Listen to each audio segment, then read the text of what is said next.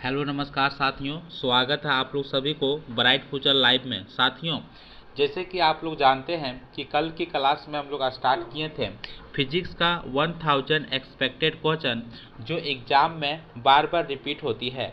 तो कल की क्लास में हम लोग मैकेनिक्स टॉपिक को डिस्कस कर रहे थे, जिनमें से हम लोग क्वेश्चन नंबर 50 तक डिस्कस किए थे।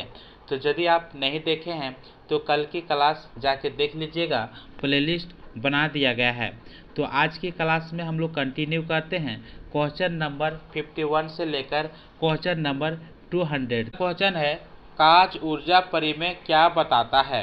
तो काच ऊर्जा परिमेय बताता है कि किया गया कुल कार्य गतिज ऊर्जा में परिवर्तन के बराबर होती है। किसी पिंड पर शुद्ध बल शून्य हो तो उसकी काइनेटिक एनर्जी क्या होगी। तो यदि किसी पिंड पर शुद्ध बल शून्य हो जाती है तो उसकी काइनेटिक एनर्जी स्थिर रहती है। अगला क्वेश्चन है, ऋणात्मक कार्य कब होती है। जब बल गति के विपरीत दिशा में कार्य करती है तब ऋणात्मक कार्य होती है।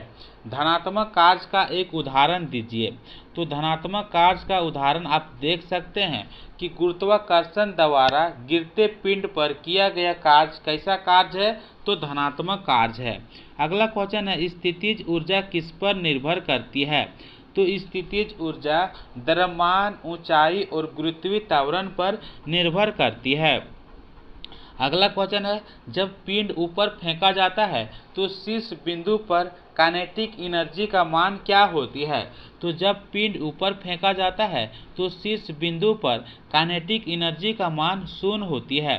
काइनेटिक एनर्जी अधिकतम कब होती है। तो काइनेटिक एनर्जी अधिकतम तब होती है जब वेग अधिकतम होती है। तो इस बात को ध्यान में रखिएगा। अगला क्वेश्चन है, ऊर्जा संरक्षण का नियम क्या कहता है। तो ऊर्जा संरक्षण का नियम कहता है कि ऊर्जा ना तो उत्पन्न होती है और ऊर्जा को ना नष्ट किया जा सकता है। ये कहता है ऊर्जा संरक्षण का नियम। अगला क्वेश्चन है, औसत शक्ति का सूत्र क्या होती है।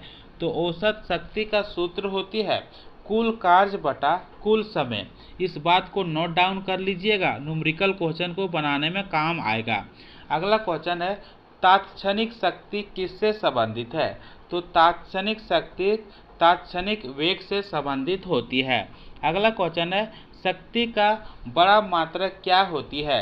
तो शक्ति का बड़ा मात्रक हॉर्स पावर होती है और एक हॉर्स पावर बराबर कितना होती है। तो 746 वाट होती है।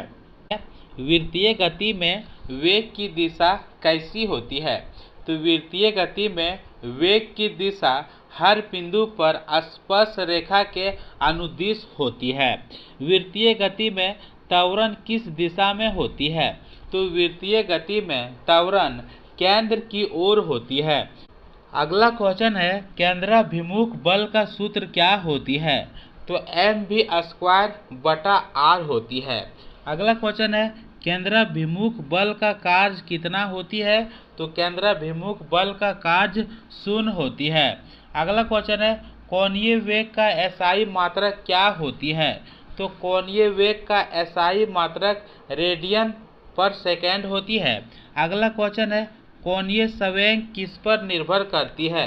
तो कोणीय संवेग द्रव्यमान, वेग और त्रिज्या पर निर्भर करती है।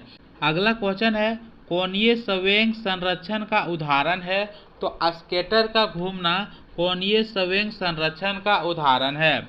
अगला क्वेश्चन है, 10 किलोग्राम पिंड को 5 मीटर ऊंचाई तक उठाया जाता है तो पोटेंशियल एनर्जी क्या होगा। तो हम लोग डिस्कस किए थे कि पोटेंशियल एनर्जी का फॉर्मूला क्या होती है। तो PE=mgh होती है। इस बात को ध्यान में रखिएगा क्योंकि यहाँ पे पूछा जा रहा है पोटेंशियल एनर्जी कितना होगा। अब देखिए, 10 किलोग्राम पिंड को कितना ऊंचाई तक उठाया। तो 5 मीटर ऊंचाई तक उठाया। तो हम लोग यहाँ पे सबसे पहले समझते हैं कि जी जो है वह क्या है। तो यह गुरुत्वीय त्वरण है। तो इसका मान कितना होती है 9.8 मीटर पर सेकंड इसका मान होती है। द्रव्यमान यहाँ पे कितना दिया गया है, तो यहाँ पे 10 दिया गया है, और ऊंचाई कितना दिया गया 5 दिया गया है, और गुरुत्वीय त्वरण का मान कितना होता है तो 9.8 मीटर पर सेकंड होती है। अब हम लोग इसको मल्टीपल कर देंगे, मल्टी करने के बाद जो आता है वही आपका आंसर हो जाती है। तो यहाँ पे यदि हम लोग इसको 10 से पहले गुना कर देंगे तो ये हो जाएगा 98, यानी कि ये 9.8 से जहाँ पे दशमलव हट जाएगा। अब यहाँ पे यदि हम लोग 5 से मल्टीपल करेंगे तो कितना हो जाएगा, यानी कि 9 पचे 45, 450 हो जाएगा, और फिर 8 पचे 40 ऐड करेंगे तो 490 हो जाता है। तो इसका आंसर जो होगा सो 490 जूल के साथ सही आंसर हो जाती है। अगला क्वेश्चन है 2 किलोग्राम पिंड का वेग 10 मीटर पर सेकेंड है, तो काइनेटिक एनर्जी क्या होगी। तो काइनेटिक एनर्जी का फॉर्मूला हम लोग क्या बात किए थे 1/2 mv², इसका फॉर्मूला हम लोग बात किए थे। तो अभी अब हम लोग यहाँ फॉर्मूला पर सेट करते हैं।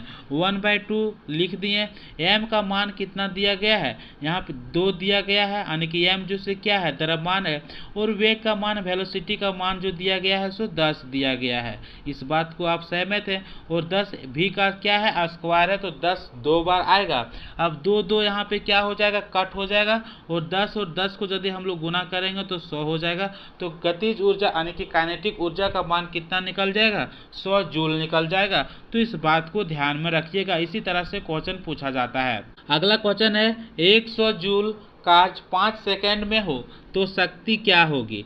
तो शक्ति का फॉर्मूला क्या होती है, शक्ति बराबर कार्य बटा समय होती है। हम लोग पहले भी डिस्कस कर चुके हैं। तो कार्य का मान कितना दिया गया है, तो 100 जूल दिया गया है, और समय कितना दिया गया 5, डिवाइड करेंगे तो 20 पचे 100। शक्ति को किस में मापते हैं, तो वाट में मापते हैं। तो शक्ति का मान कितना निकल जाता है, तो 20 वाट निकल जाता है। तो इस बात को ध्यान में रखिएगा, यानी कि आप फॉर्मूला को ध्यान में रखिएगा, न्यूमेरिकल को बनाने में काम आएगा। अगला क्वेश्चन है वृत्तीय गति में पिंड क्यों नहीं बाहर उड़ता है। तो वृत्तीय गति में पिंड बाहर नहीं उड़ता है केंद्राभिमुख बल के कारण। इस बात को ध्यान में रखिएगा, क्योंकि यह क्वेश्चन बार बार रिपीट होता है, और यहाँ पे हुआ है कि वृत्तीय गति में पिंड क्यों नहीं बाहर उड़ता है, तो केंद्राभिमुख बल के कारण बाहर नहीं उड़ता है। ऊर्जा संरक्षण का सबसे अच्छा उदाहरण क्या है, तो ऊर्जा संरक्षण का सबसे अच्छा उदाहरण जो है वह है सरल लोलक। क्वेश्चन है काइनेटिक एनर्जी और पोटेंशियल एनर्जी का वो क्या कहलाता है। तो जब काइनेटिक एनर्जी और पोटेंशियल एनर्जी को जोड़ते हैं तब आंतरिक ऊर्जा का निर्माण होती है। अगला क्वेश्चन है सरल लोलक का आवर्तकाल किस पर निर्भर करती है। तो सरल लोलक का आवर्तकाल लोलक की लंबाई और गुरुत्वीय त्वरण पर निर्भर करती है। अगला क्वेश्चन है सरल लोलक का आवर्तकाल किस पर निर्भर नहीं करती है। तो सरल लोलक का आवर्तकाल द्रव्यमान पर निर्भर नहीं करती है।